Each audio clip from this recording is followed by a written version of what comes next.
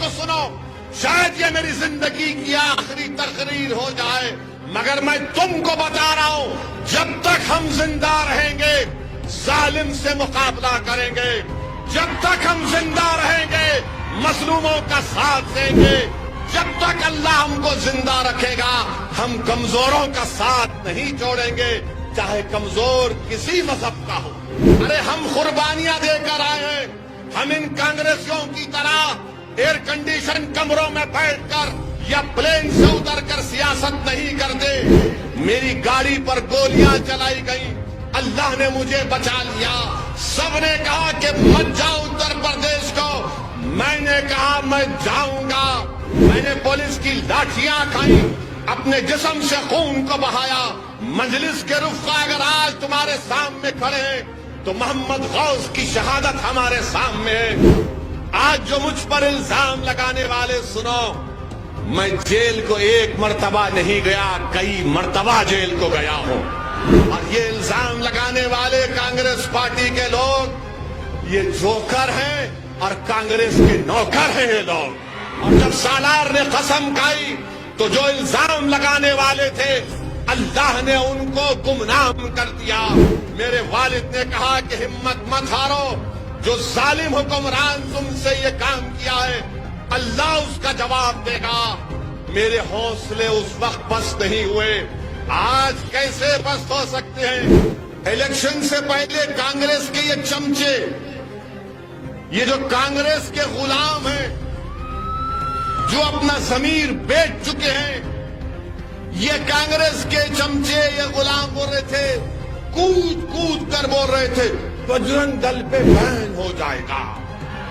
دیش کے پردھان منتری بات کر رہے ہیں، مودی جی اپنے بھاشن میں بولتے ہیں بھائیوں بہنوں، جب پولنگ بوتھ کو جائیں گے وہ بجرنگ بلی بول کے بٹن دبانا، پولنگ بوتھ میں بٹن دباؤ نا، تب جائے بجرنگ بلی بول کر کے سزا دے دینا۔ پولیس کو آرڈر نائیڈو دیا تھا کہ اویسی کو ختم کر دو، مجھے گرفتار کر کے مجھے اتنا مارا لکھوں سے۔ میرے ساتھ ہمارا ایک ساتھی یونس تھا، اس کے پیر پر گولی ماری گئی، مجھ سے سروس ریوالور سے 2 گولیاں چلائی گئیں۔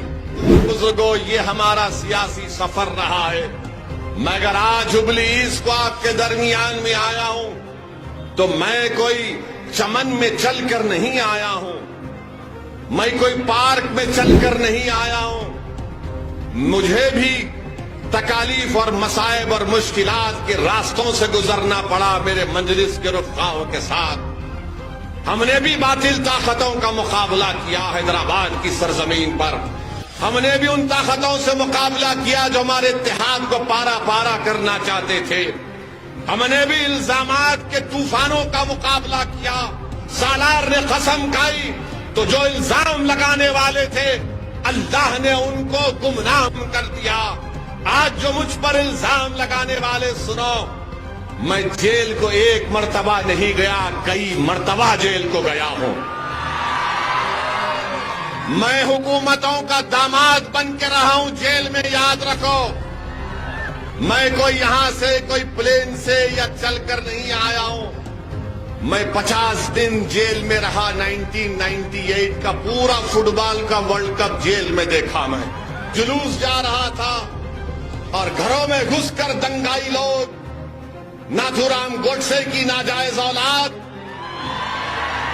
معصوم لوگوں کے گھروں میں توڑم پھاڑی کر رہے تھے، تو وہاں کی ہماری ماں اور بہنوں نے مجھے فون کر کے بتایا ہے کہ اویسی جلدی آؤ، ہمارے گھر پہ حملہ ہو رہا ہے، ہماری بچیوں پر مارا جا رہا ہے۔ میں دوڑتا ہوا گیا، مجھے گرفتار کر لیا گیا۔ پولیس کو آرڈر نائیڈو دیا تھا کہ اویسی کو ختم کر دو، مجھے گرفتار کر کے مجھے اتنا مارا لکھوں سے۔ میرے ساتھ ہمارا ایک ساتھی یونس تھا، اس کے پیر پر گولی ماری گئی، مجھ سے سروس ریوالور سے 2 گولیاں چلائی گئیں، میرے سر پر 18 ٹانکے لگے، پوری پیٹھ اور جسم پولیس کی لاٹھیوں سے لہو لہان ہو گئی، مگر میرے حوصلے میں کمی نہیں آئی۔ جب میں اسپتال میں تڑپ رہا تھا تو میرے والد کی اللہ مغفرت کرے انہوں نے مجھ سے آ کر کہا کہ اسد الدین ہمت نہیں ہارنا، اس راہ میں انہی راستوں سے تم کو گزرنا ہے۔ مجھے آج بھی یاد ہے کہ میرے والد مرحوم نے مجھ سے کہا تھا کہ آج تم کو یہ محسوس ہو رہا ہوگا کہ روڈ پر لٹا کر تم کو مارا گیا، تمہاری انا کو تکلیف ہو رہی ہوگی، مگر میرے والد نے کہا، کیا کہا نوجوانوں سنو، میرے والد نے مجھ سے کہا کہ امام احمد بن حنبل کی قربانی کو یاد کرو کہ ان کو بغداد کے بازاروں میں پیٹا گیا تھا، امام اعظم ابو حنیفہ کو جیل میں ڈالا گیا تھا۔ میرے والد نے کہا کہ ہمت مت ہارو، جو ظالم حکمران تم سے یہ کام کیا ہے اللہ اس کا جواب دے گا۔ میرے حوصلے اس وقت پست نہیں ہوئے، آج کیسے پست ہو سکتے ہیں؟ میں نے پولیس کی لاٹھیاں کھائیں، اپنے جسم سے خون کو بہایا، مجلس کے رفقا اگر آج تمہارے سامنے کھڑے ہیں تو محمد غوث کی شہادت ہمارے سامنے ہے۔ ارے ہم قربانیاں دے کر آئے ہیں، ہم ان کانگریسیوں کی طرح ایئر کنڈیشن کمروں میں بیٹھ کر یا پلین سے اتر کر سیاست نہیں کرتے۔ میری گاڑی پر گولیاں چلائی گئیں، اللہ نے مجھے بچا لیا۔ سب نے کہا کہ مت جاؤ اتر پردیش کو، میں نے کہا میں جاؤں گا، اور میری ماں نے مجھ سے کہا کہ تم زندہ ہو، تم کیسے ہو؟ میں نے کہا کہ اماں اچھا ہوں، تو اماں نے کہا جاؤ بیٹا کام کرو، اللہ تمہارے ساتھ ہے، میری دعائیں تمہارے ساتھ ہیں۔ ارے یہ ہم اس میدان میں آئے ہیں تو یہ تربیت لے کر آئے ہیں۔ میں یہاں پر کوئی پھول برسانے کے لیے نہیں آیا ہوں، میں یہاں پر آیا ہوں، میری بات کو سنو، شاید یہ میری زندگی کی آخری تقریر ہو جائے، مگر میں تم کو بتا رہا ہوں جب تک ہم زندہ رہیں گے ظالم سے مقابلہ کریں گے، جب تک ہم زندہ رہیں گے مظلوموں کا ساتھ دیں گے، جب تک اللہ ہم کو زندہ رکھے گا ہم کمزوروں کا ساتھ نہیں چھوڑیں گے، چاہے کمزور کسی مذہب کا ہو، کمزور کمزور ہوتا ہے۔ اور یہ الزام لگانے والے کانگریس پارٹی کے لوگ یہ جوکر ہیں اور کانگریس کے نوکر ہیں، یہ لوگ یہ کچھ نہیں کر سکتے سوائے الزام لگانے کے۔ دیش کے پردھان منتری بات کر رہے ہیں، مودی جی اپنے بھاشن میں بولتے ہیں بھائیوں بہنوں جب پولنگ بوتھ کو جائیں گے